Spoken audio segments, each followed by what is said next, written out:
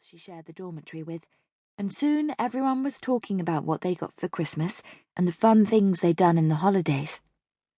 They chatted and laughed until eventually their parents started to talk about heading home. "I should get going too, Tashy," Mum said, calling her by the name she'd used when Tash was a little girl.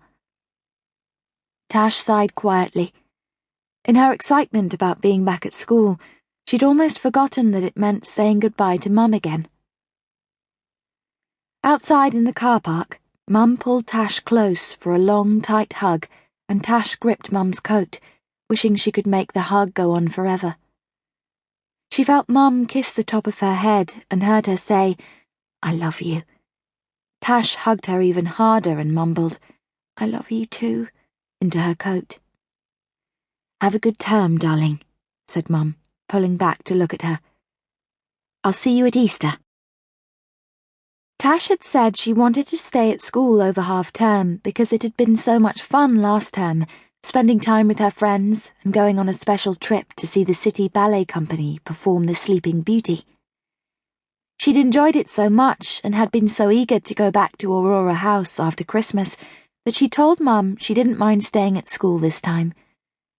But now that she was standing in the car park saying goodbye again, she wasn't so sure.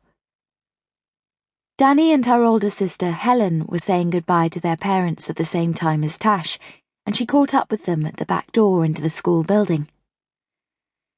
"At least we have ballet tomorrow morning," said Danny. "True," said Tash, thinking of the big, bright studio they used for their 2-hour ballet class each morning. She felt her sadness being pushed away by excitement. She couldn't wait to get back into the studio and start dancing.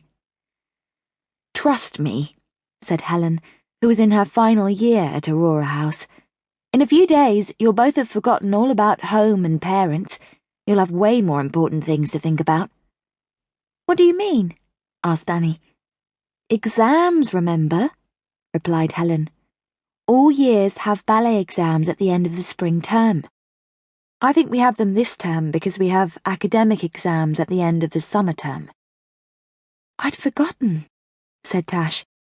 "All I've been thinking about is getting back to ballet classes and seeing you guys again." She smiled at Danny, who grinned back and did a little skip of excitement. "Are the exams usually difficult?" Tash asked Helen, feeling a tiny twinge of nerves at the thought. "If you work hard this term, you'll be fine," said Helen with a shrug. "Easy for you to say," Danny muttered, rolling her eyes at Tash. "You can't put a foot wrong here. Literally." Helen and Tash both laughed. Helen was one of the best dancers at the school, but Danny always exaggerated the difference between herself and her sister.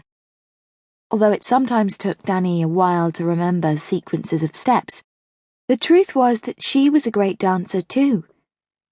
Tash hoped that, even though she often put herself down in a jokey way, Danny knew that she was as talented as the rest of their year. After all, only 12 girls and 12 boys had been given places in Year 7 at Aurora House, and every one of them had the potential to be a professional dancer.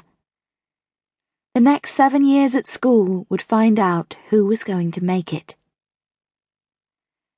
"I bet you'll have something more exciting to think about next week, too," continued Helen with a twinkling smile. "What?" demanded Tash and Danny. They had stopped at the bottom of the stairs that led up to Capellia. "Point shoes," said Helen. She smiled widely at them and walked off before they could ask any more questions. Danny and Tash looked at each other and identical grins spread across their faces.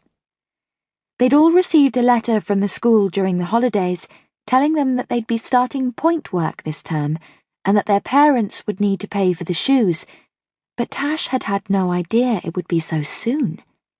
Point shoes. They were finally going to dance on the tips of their toes the way ballerinas did. Helen was right. This was enough to put all thoughts of home immediately out of their minds.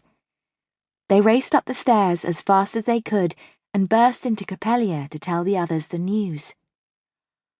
"Finally! Finally!"